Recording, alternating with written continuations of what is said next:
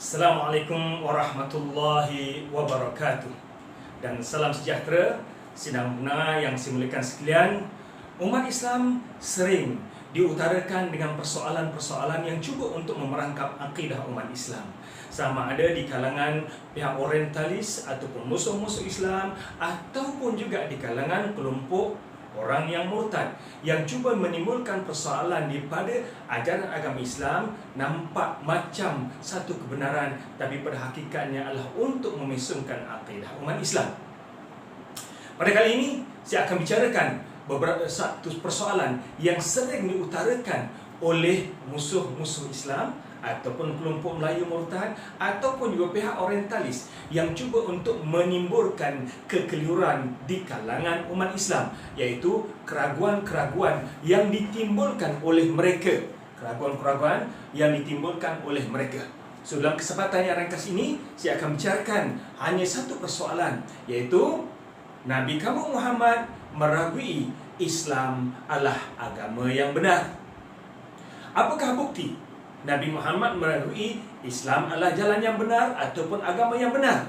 Ia terbukti dalam setiap kali sembahyang kamu membaca ihdinas siratal mustaqim, seperti mana ayat yang dibaca oleh Nabi Muhammad sendiri. Ihdinas siratal mustaqim, wahai Tuhanku, tunjukkanlah kami jalan yang lurus. Dalam surah Al-Fatihah satu hari 17 kali umat Islam membaca ayat ini dalam solat mereka.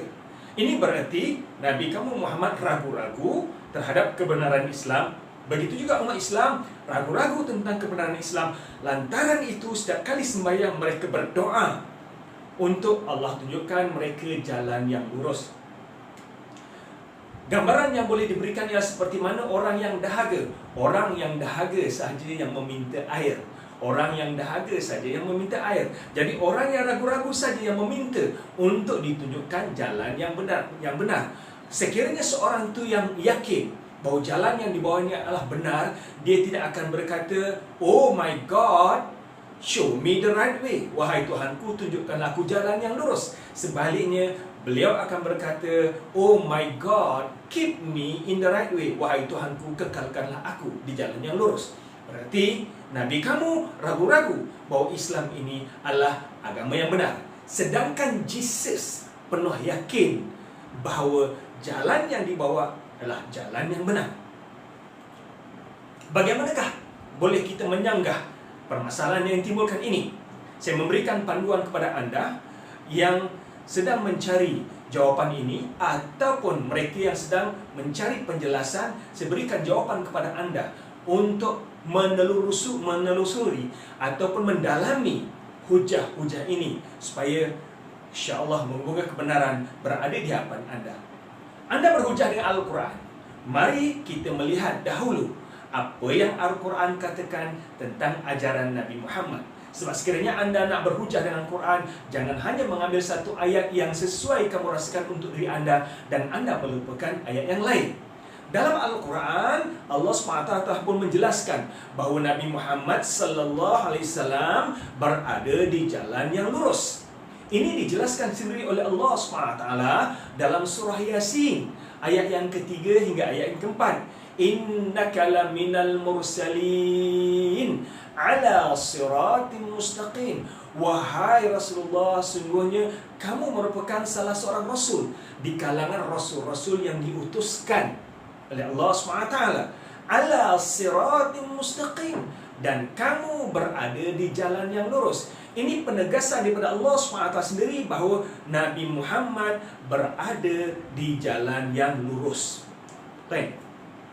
Yang kedua, Al-Quran juga menjelaskan bahawa ajaran jalan yang dibawa oleh Nabi Muhammad SAW tidak ada keraguan padanya. Allah mewahyukan Al-Quran kepada Nabi Muhammad, di mana Al-Quran sebagai panduan, dan Allah SWT menjelaskan kandungan Al-Quran tidak ada keraguan padanya. Ini dijelaskan oleh Allah SWT dalam surah Al-Baqarah ayat yang kedua, ya. Dzalikal kitabu la raiba fi hudal lil muttaqin. Kitab itu iaitu Al-Quran, la raiba fi, tidak ada keraguannya. Hudal lil muttaqin, petunjuk ataupun pemberi hidayah kepada orang yang bertakwa. Allah SWT menjelaskan, menegaskan dalam Al-Quran di sini bahawa jalan yang dibawa oleh Nabi Muhammad melalui ajaran Al-Quran tidak ada keraguan padanya. Anda berhujah dengan Al-Quran, saya bawa ayat daripada Al-Quran dahulu supaya anda tetapi ayat ini dengan teliti. Allah juga berfirman, Alif Lam Mim Tanzilul Kitabi La Raiba Fihi Mir Rabbil Alamin, dalam surah As-Sajdah ayat yang pertama hingga yang kedua. Alif Lam Mim Tanzilul Kitab La Raiba Fihi Mir Rabbil Alamin. Turunnya Al-Quran yang tidak ada keraguannya. Tanzilul Kitab, turunnya Al-Quran La Raiba Fihi, tidak ada keraguannya. Mir Rabbil Alamin, dan dia adalah kitab yang diturunkan daripada Tuhan semesta alam. Jadi penegasan Al-Quran di sini, poin yang kedua, bahawa jalan yang dibawa oleh Nabi Muhammad bersumberkan Al-Quran. Menurut Al-Quran sendiri tidak ada keraguannya, adalah jalan yang jelas. Yang ketiga, Nabi Muhammad membawa ajaran ini bukan secara cacar marbah, secara totok romo. Sebaliknya berdasarkan bukti, keterangan dan yang nyata. Berdasarkan pada keterangan dan bukti yang nyata. Ini dijelaskan sendiri oleh Allah SWT dalam surah Yusuf ayat 100 yang 108. Di mana Allah SWT berfirman, Qul hadhihi sabili ad'u ila Allahi ala basiratin ana wa man ittaba'ani wa subhanallah wa ma ana minal musyrikin. Qul hadhihi sabili ad'u ila Allah, katakan wahai Rasulullah, hadhihi sabili, inilah jalanku. Apakah jalannya? Ad'u ila Allah, dan jalan ini ala basiratin, yang bersumberkan dengan jalan keterangan bukti yang jelas. Ala basiratin, berdasarkan pada keterangan dan bukti yang jelas. Ana wa man ittaba'ani, dan aku serta orang yang bersama aku. Wa subhanallah wa ma ana minal musyrikin, maha suci Allah segala i'tikad ataupun perbuatan syirik. Wa ma ana minal musyrikin, sungguhnya aku tidak tergolong bersama dengan golongan mereka yang syirik. Dalam surah Yusuf ayat 108 ini, Allah SWT menjelaskan bahawa jalan yang dibawa oleh Nabi Muhammad berdasarkan keterangan dan bukti yang nyata, yang jelas, ya. Demikian juga dalam surah Al-An'am ayat 105. Allah SWT berfirman, wa anna hadha sirati mustaqiman fattabi'uh, dan bahawa sesungguhnya inilah jalanku, yakni agama Islam, mustaqiman, yang betul, yang lurus. Fattabi'uh, hendaklah kamu mengikuti ajaran yang dibawa ini, iaitu ajaran agama Islam. Wala tattabi'us subula, dan jangan kamu mengikuti jalan-jalan yang lain. Fatafarraqu bikum an sabilih, lalu kamu akan tersempang perjalanan yang benar, jalan Allah SWT. Dzalikum wasaqum bi la'allakum tattaqun, yang demikian itu Allah SWT perintahkan kamu, moga kamu akan menjadi insan yang bertakwa.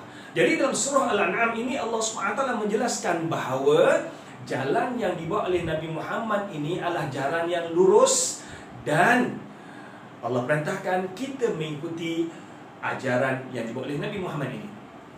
Yang keempat, membawa hidayah kepada jalan yang lurus. Wa innaka la tahdi ila siratim mustaqim. Wa innaka la tahdi ila siratim mustaqim. Kalau tuan-tuan perhatikan grammar bahasa Arab ini, di sini ada penegasan bahawa Allah menegaskan jalan yang dibawa oleh Nabi Muhammad adalah jalan yang lurus, dan sesungguhnya engkau wahai Nabi Muhammad sallallahu alaihi wasallam Allah memberi petunjuk dengan Al-Quran ke jalan yang lurus. Jadi dalil-dalil pada Al-Quran semuanya jelas bahawa Nabi Muhammad SAW tidak ragu-ragu, jalan yang dibawa adalah jalan yang lurus. Jadi bagaimanakah kamu mendakwa berdasarkan Al-Quran bahawa Nabi Muhammad ragu-ragu tentang kebenaran Al-Quran? Sebaliknya, kalau kita perhatikan tentang ajaran Jesus, Islam mengiktiraf bahawa Jesus membawa jalan yang benar. Kita tidak nafikan. Bahkan dalam agama Islam, antara rukun iman ialah percaya kepada kenabian Jesus, kerasulan Jesus. Dan untuk makluman anda semua, Islam adalah satu-satunya agama di dunia ini selain daripada agama Kristian yang memuliakan Jesus.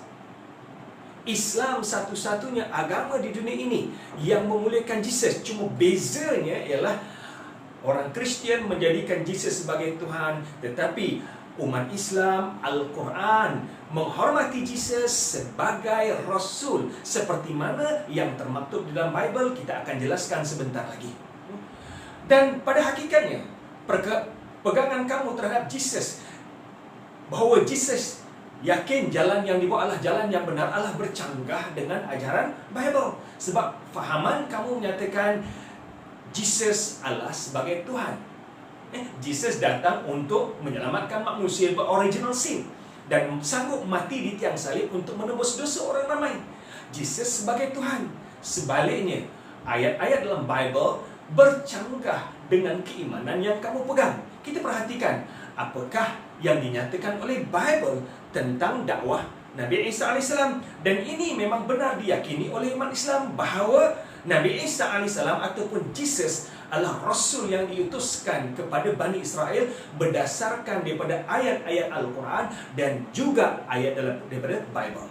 Perhatikan ayat ini dalam John chapter yang ke-7 ayat 14 hingga 16, di mana Jesus sendiri nyatakan, "What I teach is not my own teaching, but it comes from God who sent me." Ketika mana Jesus mengajar di Baitullah, di Jerusalem, orang ramai teruja dengan kemampuan kehebatan Jesus. Lalu orang ramai tertanya-tanya, di mana manakah orang ini mendapat ilmu? Bagaimanakah dia mendapat ilmu? Apa yang disampaikan? Lalu Jesus menegaskan bahawa mereka tahu Jesus tak pernah pergi sekolah. Bagaimana dia mendapat ilmu ini? Namun Jesus menjelaskan bahawa Jesus answered, "What I teach is not my own teaching." Apa yang aku ajarkan bukan datang daripada aku sendiri, bukan datang daripada aku sendiri, but it comes from God who sent me. Ini adalah ajaran Tuhan yang telah mengutuskan aku.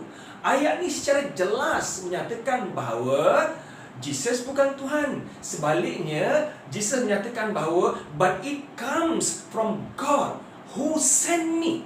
Ia datang dari Tuhan yang memutuskan aku. Berarti ada dua perkara yang ada ditekankan kat sini. Jesus menegaskan bahawa dia adalah utusan Tuhan. Yang kedua, risalah yang dibawa adalah risalah yang diberikan oleh Tuhan kepadanya. So, perkara yang pertama saya nak tekankan di sini bahawa Bible menegaskan bahawa Jesus adalah seorang rasul. Yang kedua, orang ramai yang bersama Jesus, orang ramai yang beriman pada Jesus di zamannya, tidak ada seorang pun yang menyatakan bahawa Jesus adalah Tuhan. Sebaliknya, ayat-ayat dalam Bible menjelaskan orang ramai yang melihat kehebatan Jesus, mukjizat Jesus, mengakui Jesus adalah sebagai Rasul. Ketika mana orang ramai memberikan komen tentang Jesus, lalu mereka berkata, "This man is really the prophet." Orang ini adalah seorang Nabi. So, ini adalah penegasan daripada Bible sendiri bahawa Jesus adalah seorang Nabi, bukan Tuhan, seperti mana yang kamu yakini. Jadi, keyakinan kamu bahawa jalan Jesus adalah jalan yang benar adalah bercanggah dengan ajaran Jesus. Jesus menyatakan ataupun Bible menyatakan bahawa Jesus adalah seorang Rasul, bukan Tuhan. Yang ketiga, Jesus mengajak manusia menyembah Tuhan yang esa. Apabila Jesus mengajak manusia menyembah Tuhan yang esa, berarti Tuhan hanya satu dan Jesus bukan Tuhan. Sebab itulah ketika mana orang ramai bertanya kepada Jesus apakah ajaran paling penting yang dibawa, anda boleh rujuk dalam Mark chapter yang ke-12 ayat yang ke-28 hingga ayat yang ke-30. Which commandment is the most important of all? Apakah ajaran yang paling penting yang kamu bawa? Jesus reply, lalu Jesus menjawab, "The most important one is this. Listen, O Israel, the Lord our God is the only Lord." Ajaran yang paling penting yang aku bawa ialah ini. dengar wahai Israel. Dengar wahai Israel. The Lord our God is the only Lord. Tuhan kita adalah Tuhan yang esa. Love your Lord with all your, love your God with all your heart, with all your soul, with all your mind, with all your strength. Cintailah, kasihilah Tuhan kamu dengan sepenuh hati kamu, dengan sepenuh jiwa kamu, dengan sepenuh minda kamu, dan dengan sepenuh kekuatan kamu. Jadi Jesus mengajak manusia menyembah Tuhan yang esa. Apabila Jesus mengajak manusia menyembah Tuhan yang esa dan Jesus sendiri menyembah Tuhan yang esa, berarti Jesus bukan Tuhan. Bagaimana Tuhan boleh menyembah Tuhan? Berarti Jesus adalah Rasul yang diutuskan oleh Tuhan yang mengutuskan beliau sebagai seorang Rasul. Dan ini juga termaktub dalam John chapter yang ke-17 ayat yang ke-3, di mana Jesus menegaskan, the eternal life mean knowing you, the only true God, and knowing Jesus Christ whom you sent.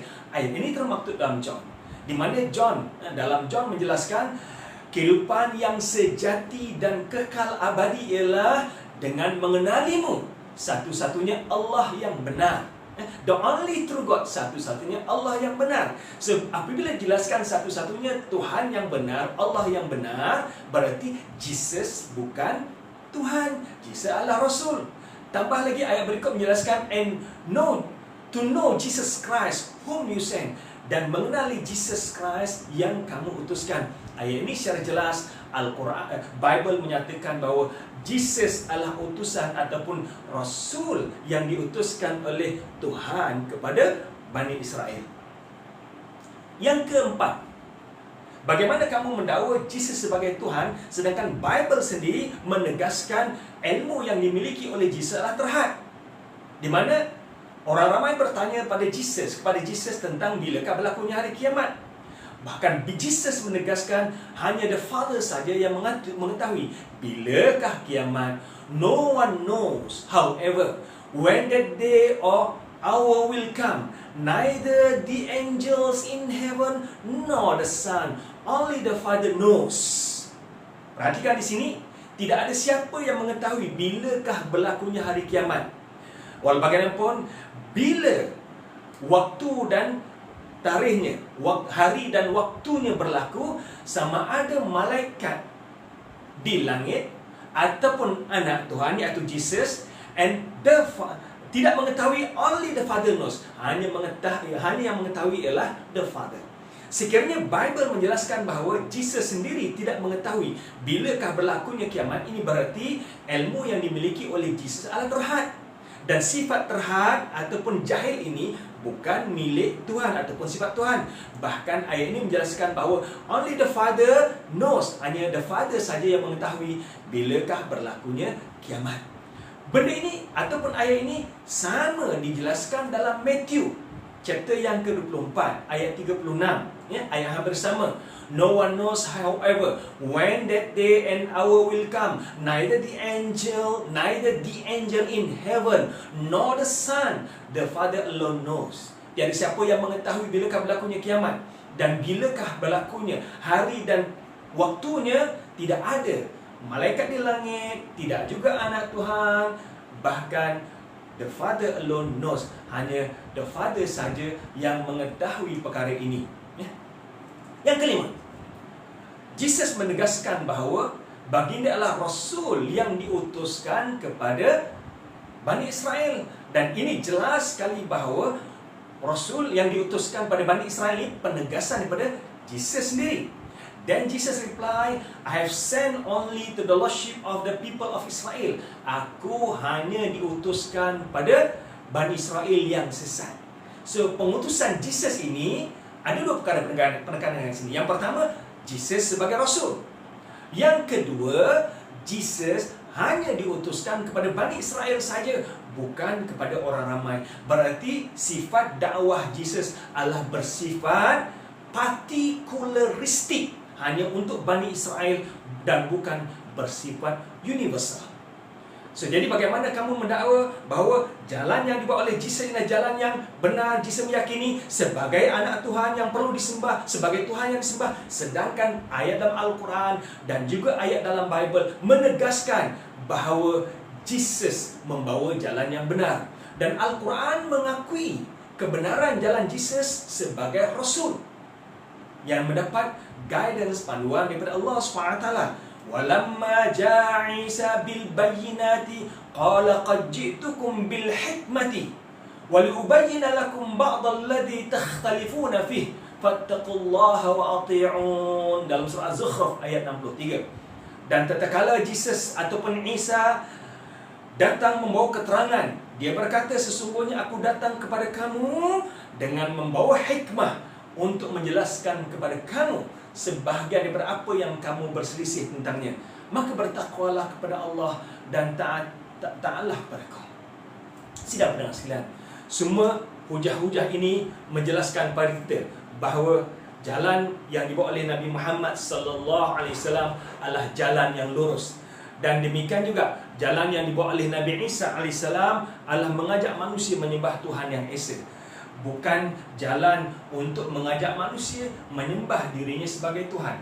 Ayat-ayat dalam Bible, ayat-ayat dalam Al-Quran menjelaskan Jesus sebagai Tuhan, Jesus sebagai Rasul yang diutuskan oleh Allah kepada mereka. Bukan Jesus sebagai Tuhan seperti mana yang diyakini oleh orang-orang Kristian.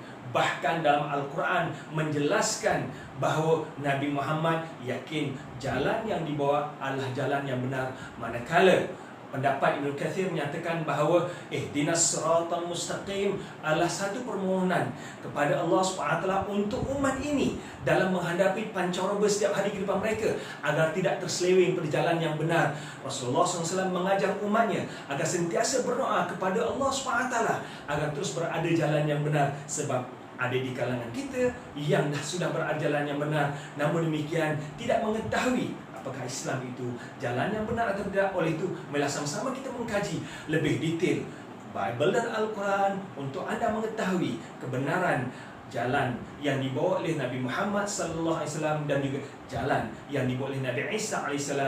Namun Al-Quran dan Bible pada hakikatnya menjelaskan kebenaran dakwah Nabi Muhammad dan kebenaran dakwah Nabi Isa AS sebagai Rasul yang diutuskan oleh Tuhan kepada Bani Israel di muka bumi ini. Sekian saja. Assalamualaikum warahmatullahi wabarakatuh.